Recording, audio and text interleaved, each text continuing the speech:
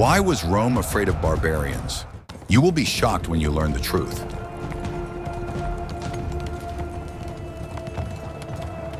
The eternal city, the center of civilization, the ruler of the world. The Roman Empire seemed an indestructible force, built on a foundation of stone, laws, and invincible legions. But on the outskirts of this shining world, in the shadows of dark forests and endless steppes, lived a force whose very name struck primitive terror into the hearts of the Romans. The barbarians. The Gauls, Goths, Huns, and dozens of other tribes brought chaos with them, challenging the very existence of the empire.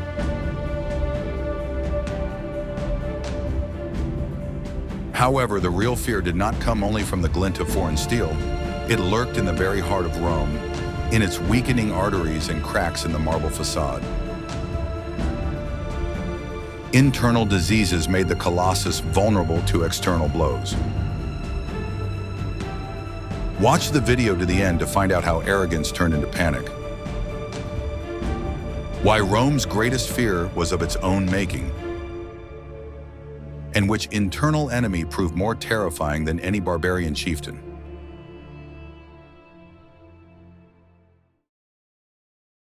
What if I told you that everything you believed about savage barbarians was a lie? The image of the ferocious and uncivilized savage was largely created by the Romans themselves. It was the most powerful information campaign of the ancient world, pursuing very specific goals. Imagine an empire that had to constantly justify its wars of conquest to its own citizens and allies. If you were a Roman senator promoting another costly military campaign, you would understand the need to create a narrative in which the enemy was presented not simply as a neighbor with a different culture, but as a threat to civilization itself. Propaganda was not a 20th century invention. The Romans were masters of it. It was important for Roman society to have a clear division between us and them. We were citizens, bearers of culture, law, and order. They were everyone else, the chaotic and dangerous world beyond the borders of civilization. Roman historians such as Tacitus describe barbarian tribes with both contempt and secret admiration. They emphasized their physical strength, ferocity in battle, and love of freedom. This created an image of a worthy but savage enemy, the defeat of which made Rome even greater. Politicians and military leaders needed this image to justify constant warfare. The conquest of new lands was presented not as an act of aggression, but as a civilizing mission. The legions brought not destruction, but the light of enlightenment to savage peoples. However, it is necessary to make some important clarifications here. Rome's attitude toward the barbarians was more complex than a simple propaganda scheme. Tacitus in Germania does indeed describe the Germans with ambivalence, but his text is also a critique of Roman society itself through contrast with the noble savages. He praises their simplicity, military honor, and moral purity, contrasting them with decadent Rome. Moreover, the Romans actively interacted with the barbarian peoples, not only through military means. They traded, formed alliances, accepted barbarians into military service, and naturalized them as citizens. By the end of the empire, many senior military commanders and even emperors were of barbarian origin. Propaganda also worked within the country. The threat from the barbarians helped to unite society, especially during periods of internal crisis. The external enemy forced people to forget their differences and unite around the emperor. This image permeated all spheres of life. Triumphal arches depicted conquered barbarian leaders in chains. Gladiatorial combats were staged in the Colosseum, imitating battles with the Germans or Dacians. Over time, the Romans themselves began to believe in the myth they had created. They were accustomed to seeing only an irrational threat in any people beyond the Rhine and Danube.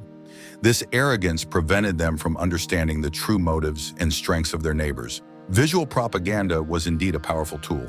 Trajan's Column, Constantine's Arch, and other monuments depicted barbarians in humiliating poses of submission. This shaped public perception.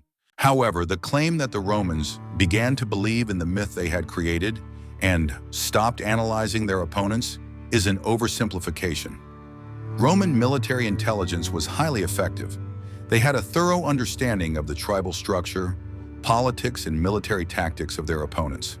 Caesar, in his Commentaries on the Gallic War, demonstrates a detailed knowledge of the Celtic tribes.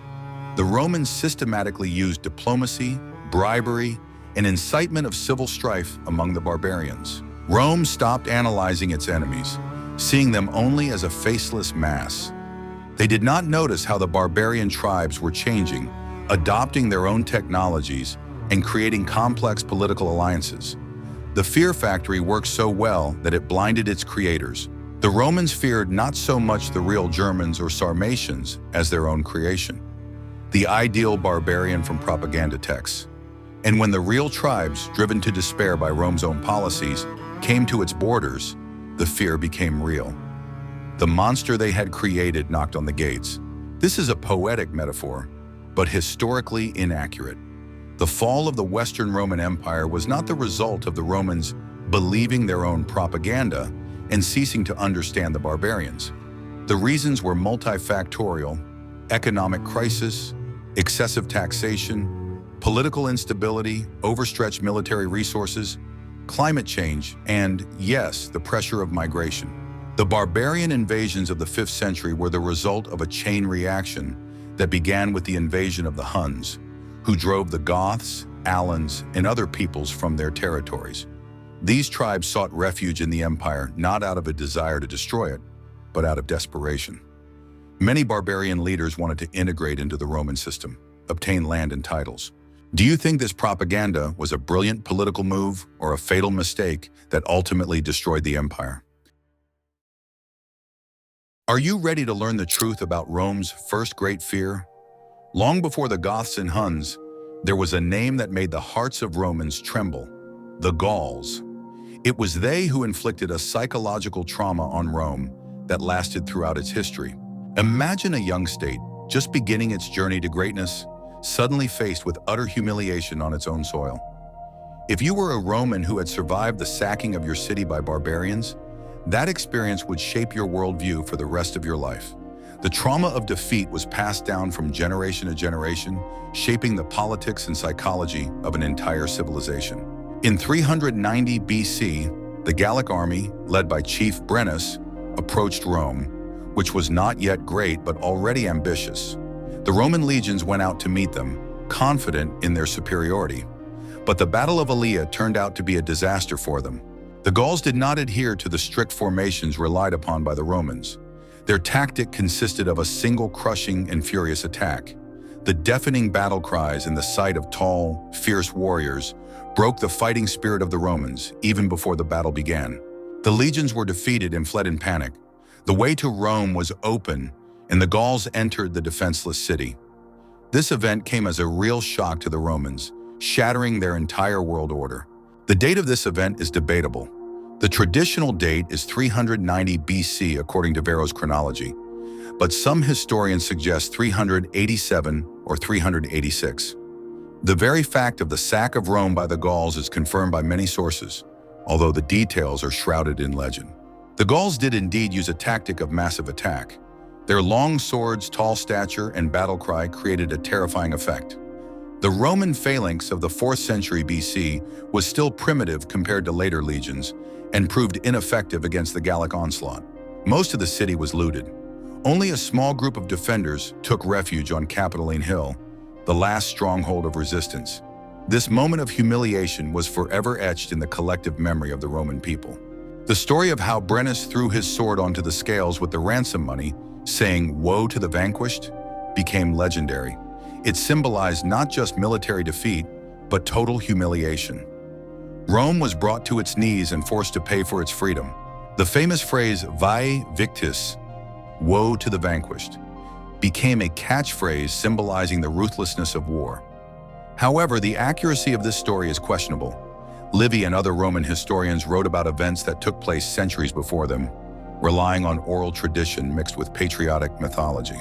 There is even an alternative version in which the Roman commander Camillus arrives with his army and drives the Gauls away until they pay a ransom, saying, "Rome is saved not by gold, but by iron." This version was probably created to soften the national humiliation. After the Gauls left, the Romans rebuilt the city and surrounded it with a powerful wall, but the walls could not protect them from fear. This fear, known as Metus Gallicus or Gallic terror, became a constant factor in Roman politics. Any threat from the north, any movement of tribes beyond the Alps caused panic in Rome. It was this fear that largely motivated Caesar's conquests in Gaul. He had to not only conquer new lands, but also destroy the source of centuries-old terror. The Servian wall built after the Gallic invasion was indeed a powerful fortification. The term Metus Gallicus was used by Roman authors to describe the panic-stricken fear of the Gauls. However, the connection between the Gallic invasion of the 4th century BC and Caesar's campaign in 58 to 50 BC, 3.5 centuries later, is an oversimplification. Caesar's campaigns were motivated by a variety of factors: his personal ambitions, the need for military glory for his political career, real threats from the migration of the Helvetii and Germanic tribes, and economic interests. Even centuries later, during the late Empire, the memory of the sack of Rome by the Gauls was still alive. This ancient scar constantly reminded the seemingly indestructible empire of its vulnerability. It proved that the eternal city was not eternal. The Gauls were the first to show Rome that its walls could be breached and its legions put to flight. They sowed seeds of fear that sprouted centuries later when new, even more formidable enemies approached the borders. The memory of the Gallic invasion was indeed preserved in Roman culture.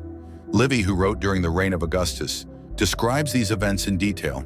However, by the late Empire, the Gauls had long been Romanized, and Gaul was one of the most prosperous provinces. The real threats of the 5th century AD came from completely different peoples: the Goths, Vandals, and Huns. The interpretation that the Gallic invasion sowed the seeds of fear that sprouted centuries later is poetic but historically questionable. The fall of the Western Roman Empire cannot be explained by psychological trauma suffered 8 centuries earlier. But what if I told you that the most dangerous enemy was already within the Roman legions? Read on to the next chapter to learn the main secret of the Roman army. I will reveal the most closely guarded secret of the Roman army. Beginning in the 3rd century, Rome faced an acute shortage of soldiers.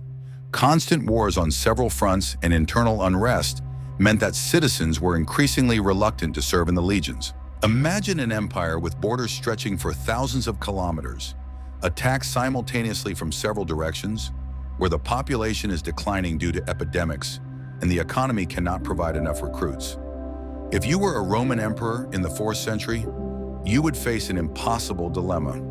Either allow the borders to collapse or hire the very people against whom those borders were meant to protect. The empire found what it thought was a brilliant way out of this situation. It began to massively recruit those with whom it had previously fought: the barbarians. Franks, Goths, and Germans became part of the Roman military machine. At first, this seemed like a mutually beneficial solution. Rome gained experienced and resilient warriors who were accustomed to harsh conditions. The barbarians received pay, food, and the opportunity to pursue a career in the service of the empire. These warriors, known as federates, often served as entire tribal units under the command of their own chiefs. They retained their weapons, tactics, and customs. In essence, it was a foreign army fighting under Roman banners. However, the terminology needs to be clarified. Federates originally meant allied tribes outside the empire who received subsidies and undertook to provide troops. In the late empire, the term evolved to refer to barbarian military units within the Roman army. It is important to understand that the practice of hiring barbarians was not new in the 3rd century. Rome had been using barbarian auxiliary troops since the time of the Republic. What changed was the scale, the degree of integration, and the decline in the proportion of ethnic Romans in the army. At first, the system worked. The Federate troops successfully defended the borders from raids by their own tribesmen. Rome used barbarians to fight other barbarians, saving the lives of its own citizens.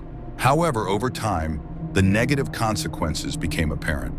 The loyalty of these troops was questionable.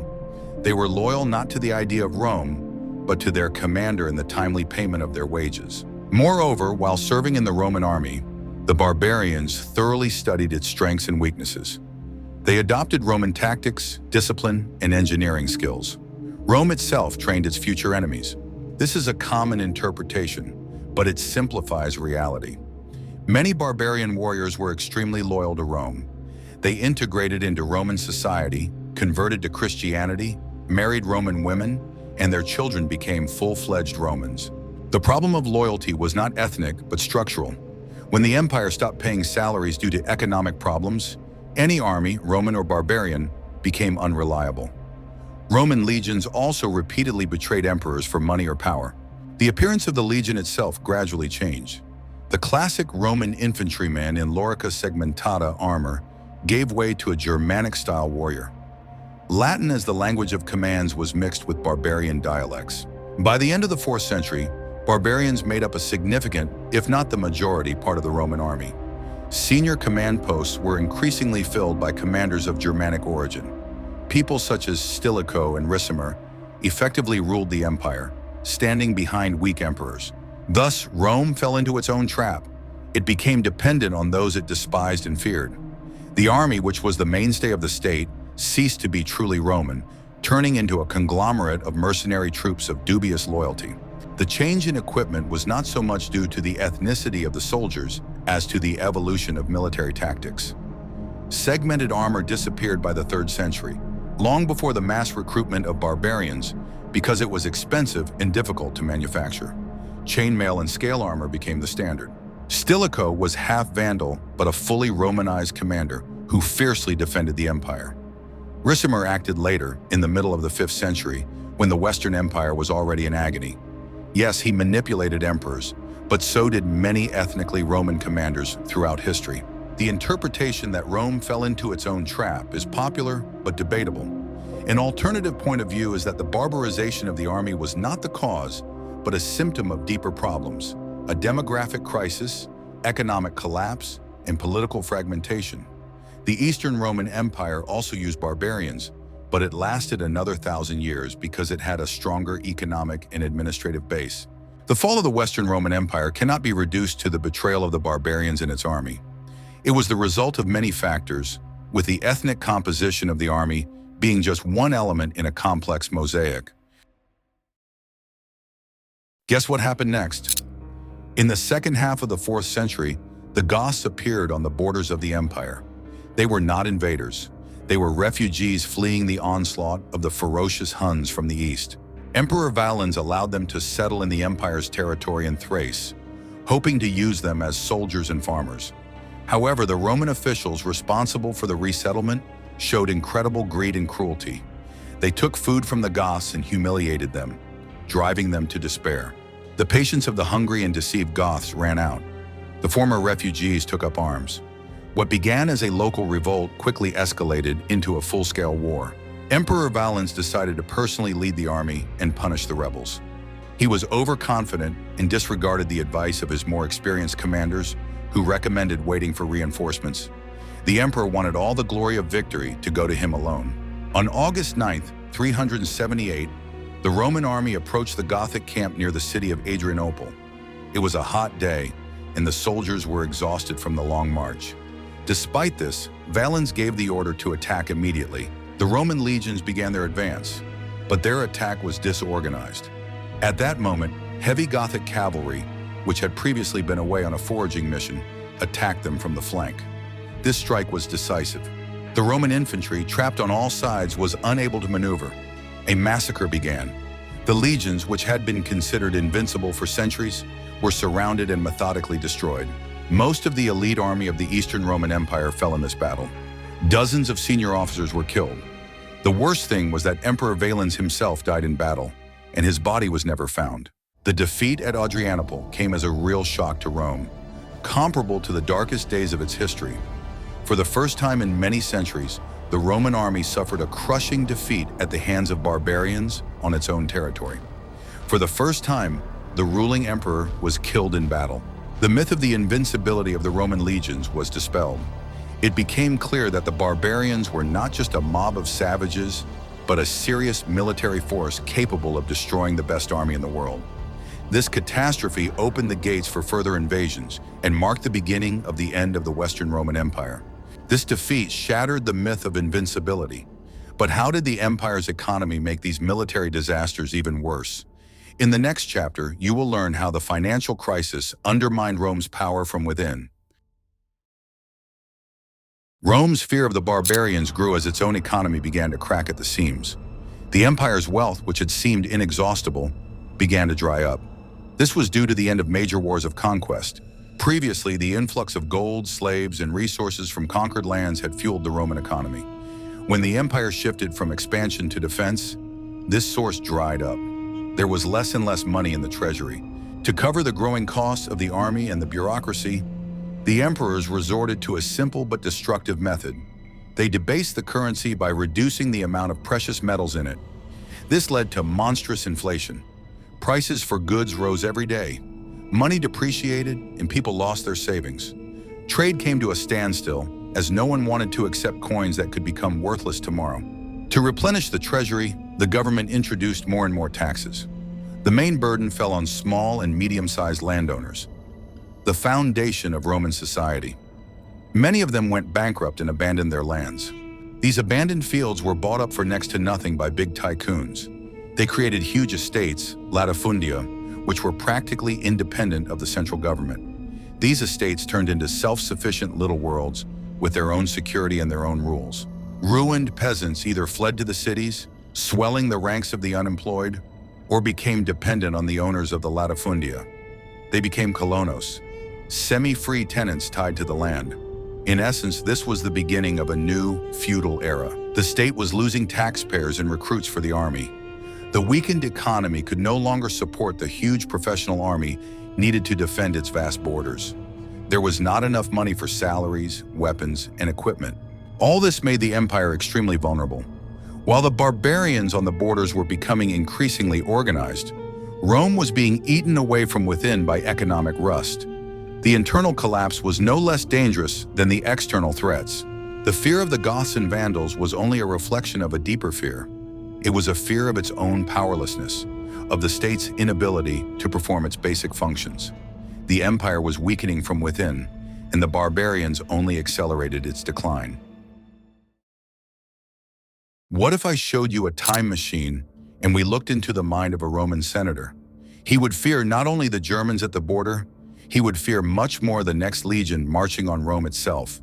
Imagine a political elite that wakes up every morning wondering, which general will declare himself emperor today? If you were a Roman senator in 238 AD, the year of the 6 emperors, you would understand that the real threat to your life and property came not from the Franks beyond the Rhine, but from the legions, which could at any moment proclaim their commander the new ruler and march on the capital. The 3rd century AD went down in history as the era of soldier emperors. It was a period of almost continuous civil war. Over half a century, several dozen rulers came and went, most of whom were proclaimed by their armies and ruled for only a few years or even months. The legions, which were supposed to defend the borders, became political tools in the hands of ambitious commanders. Instead of fighting the enemies of the empire, they fought each other. The army became the main source of instability. The crisis of the 3rd century lasted from about 235 to 284 AD. During this period, more than 50 recognized and unrecognized emperors ruled. The average length of reign was about a year. Most died violent deaths, killed by their own soldiers, rivals, or in battle. The mechanism was vicious. A legion would proclaim its commander emperor, promising him loyalty in exchange for a donative. Then this emperor had to defeat other pretenders, which required even greater payments to the army. The system turned into an auction for power. Each new emperor, upon coming to power, had to generously reward his soldiers. This depleted the treasury and forced tax increases, exacerbating the economic crisis. In essence, the empire was held hostage by its own army. Constant civil wars had disastrous consequences for the empire's defense capabilities. While the best legions were fighting each other in Italy or the Balkans, the borders on the Rhine and Danube remained unprotected. Barbarian tribes immediately took advantage of this. The economic effect was devastating. The constant devaluation of the denarius to cover military expenses led to hyperinflation.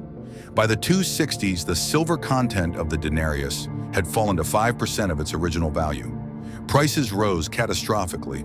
Trade collapsed and cities became impoverished. Barbarian incursions became truly frequent. The Goths sacked Athens in 267. The Alemanni broke through into northern Italy. The Franks ravaged Gaul. The Persians captured and sacked Antioch in 260. Barbarian incursions into the empire became commonplace. The Franks, Goths, and Alemanni plundered entire provinces with impunity. The central government simply did not have the strength to respond adequately to all threats at once. This era of chaos undermined confidence in the very idea of the state. Citizens saw that the emperors could not ensure either internal order or external security. Loyalty shifted from distant Rome to local military leaders or large landowners who could offer at least some protection. Political instability led to the deterioration of governance. Experienced officials were replaced by the appointees of the latest temporary ruler. Long-term planning became impossible. The process of feudalization began at that very moment. Large landowners created private armies to protect their estates. Colony, tenant farmers, became increasingly dependent on their patrons, laying the foundations for medieval serfdom. Central power weakened while local power grew stronger. As a result, the empire became a colossus with feet of clay. Outwardly, it still looked powerful, but its internal structures were corroded by civil wars. Rome feared its own generals more than it feared barbarian chieftains. Internal chaos left the borders weak. But who was the greatest terror that came from the east to take advantage of this weakness? The crisis of the 3rd century was overcome thanks to a series of strong reformist emperors: Aurelian, Probus, Diocletian. They restored the borders, reformed the army and administration, and stabilized the economy. However, structural problems, dependence on the army, economic weakness, and barbarian pressure remained and ultimately led to the fall of the Western Empire in the 5th century. At the end of the 4th century, a wave of terror swept across the European steppes. A nomadic people came from the east, unlike any the Romans or Goths had known before. The name of this people was the Huns. The origin of the Huns is still a matter of debate, but their appearance had the effect of a bomb going off. They were unmatched horsemen and archers. Their tactics of warfare were completely foreign to the European peoples. The core of their army was light cavalry. A Hun warrior was born and died in the saddle. They could cover huge distances at incredible speeds, appearing where they were least expected. Their main weapon was a powerful composite bow. The Huns could shoot accurately at full gallop, showering their enemies with a cloud of arrows. This hit-and-run tactic exhausted and demoralized even the most resilient infantry. They did not seek to conquer territories in the classical sense. Their goal was to plunder, loot, and subjugate other tribes. They created a vast nomadic empire, forcing conquered peoples to pay tribute and fight in their army. It was the pressure of the Huns to the east that forced the Goths and other tribes to move west and seek refuge within the Roman Empire. Thus, without even coming into direct contact with Rome, the Huns provoked a crisis that led to the Battle of Adrianople. They set off a chain reaction known as the Great Migration. The appearance and customs of the Huns inspired superstitious horror. Roman historians describe them as people who were more like animals than humans. These descriptions were certainly exaggerated, but they reflected the shock that the ancient world experienced when encountering a completely different culture. The Huns did not build cities or engage in agriculture. Their entire lives were spent on the move. This made them an elusive enemy. They had no rear or supply centers that could be attacked. Their appearance completely changed the balance of power in Europe. They were the catalyst that destroyed the old order and accelerated the fall of Rome. But the real peak of Hun power and Roman fear was associated with the name of one man. That man was their most famous leader, whose name became synonymous with destruction. He was known as the Scourge of God, and his name was Attila. In the middle of the 5th century, a leader whose name struck terror throughout Europe rose to power at the head of the Hunnic Empire, Attila. He was not only a talented military leader, but also a brilliant politician who managed to unite dozens of diverse tribes under his rule. His empire stretched from the Caucasus to the Rhine. Attila understood the psychology of his enemies perfectly. He used terror as a tool of state policy.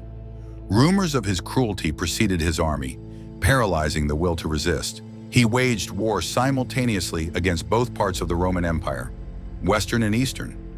Attila did not seek to conquer Rome. His goal was subjugation and tribute. He viewed the empire as a cash cow that was supposed to provide him with gold. The Eastern Roman Empire, Byzantium, paid him off with huge annual payments. Gold flowed like a river to Attila's court, allowing him to keep his chiefs in line and hire new troops. He literally brought Constantinople to its knees without storming its walls. Attila then turned his attention to the west. In 451, he invaded Gaul with a huge army consisting of Huns, Goths, Gepids, and many other tribes. He was met by a united army of Romans and their former enemies, the Visigoths. One of the greatest battles of antiquity took place, the Battle of the Catalaunian Fields. It was an incredibly bloody battle in which both sides suffered enormous losses. Although formally the battle ended in a draw, Attila was forced to retreat from Gaul. This battle showed that the scourge of God could be stopped. But in the following year, 452, he struck at the very heart of the Western Empire, Italy. He ravaged many cities, including Aquileia, Padua, and Milan. The way to Rome was open. Panic gripped the city. However, Attila unexpectedly turned back before reaching the Eternal City. The reasons for this decision remain unclear. Perhaps an epidemic broke out in his army, or he feared a Byzantine attack on his rear.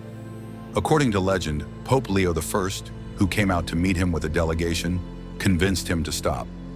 Shortly after this campaign, Attila died. His death led to the immediate collapse of his empire. The conquered tribes rebelled, and the Hunnic threat disappeared as quickly as it had appeared. Despite this, Attila's reign was one of the most terrifying periods for Rome. It showed how vulnerable the empire had become. The fear of the Huns was so great that Attila's name became a symbol of barbarian destruction for centuries to come.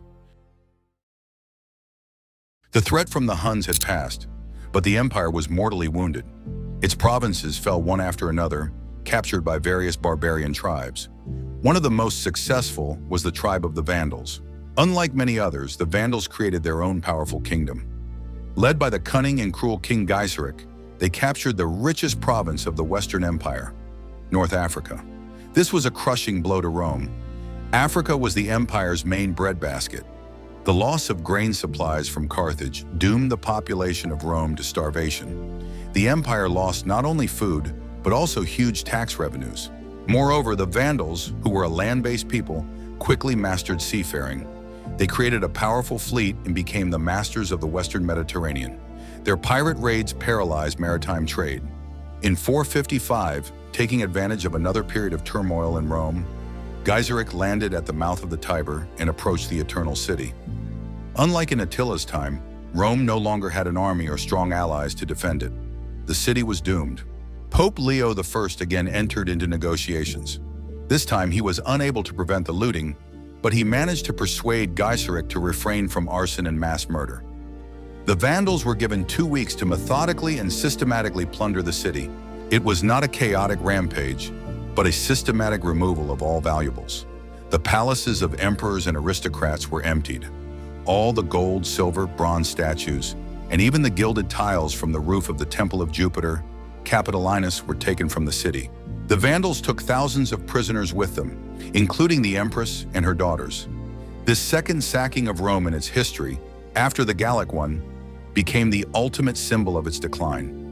It showed the whole world that the former capital of the world was defenseless. The event of 455 was not so much a military defeat as a moral catastrophe. It demonstrated the complete impotence of imperial power. Rome ceased to be a center of power and became a ghost of its former self. Since then, the word vandalism has become a household name. Although in reality the looting was organized and not senselessly destructive. But for contemporaries that did not matter. All that mattered was that the Eternal City had been humiliated once again. After the sacking by the Vandals, the Western Roman Empire existed only in name. Real power belonged not to faceless emperors, but to their barbarian commanders.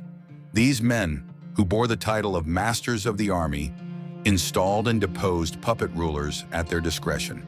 Imagine a state where the emperor is just a title without power, where real decisions are made by military leaders who do not even pretend to respect their nominal rulers.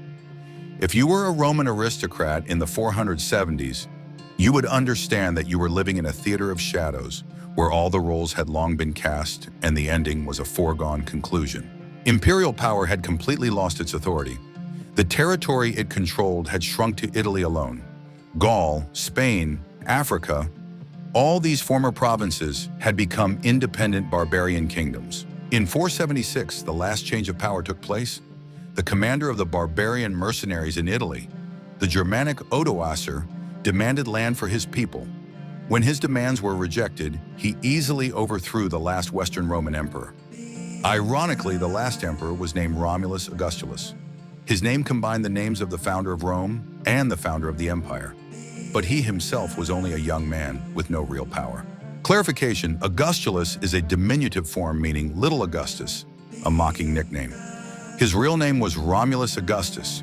He was about 16 years old when his father, Orestes, himself a former secretary of Attila, proclaimed him emperor in 475. He ruled for less than a year. Odoacer's demand was typical for the time. The barbarian federates wanted to receive a third of the lands of Italy for settlement. When Orestes refused, Odoacer rebelled, killed Orestes, and deposed Romulus Augustulus, but spared his life, sending him into exile with a pension.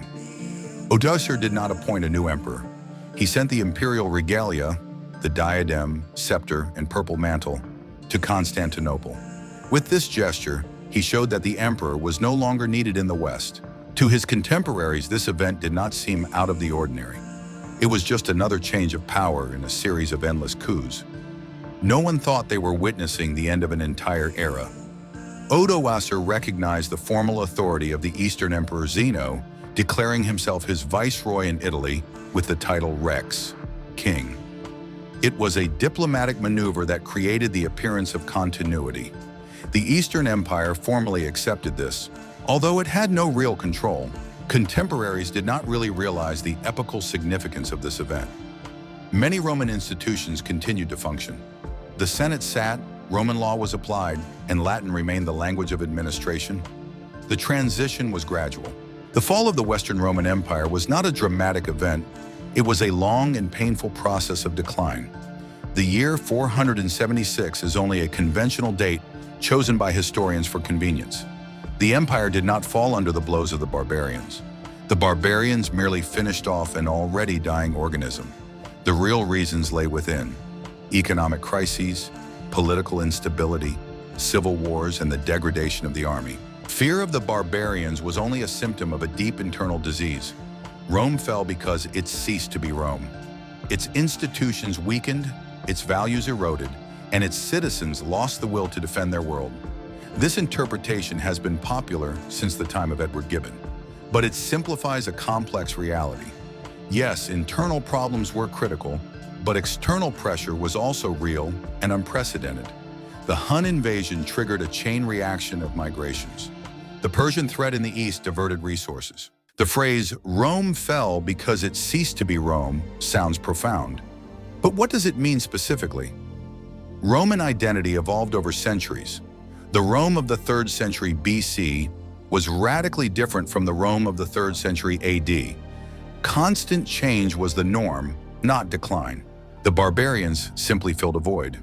They did not so much destroy Rome as build a new world on its ruins, the world of the Middle Ages.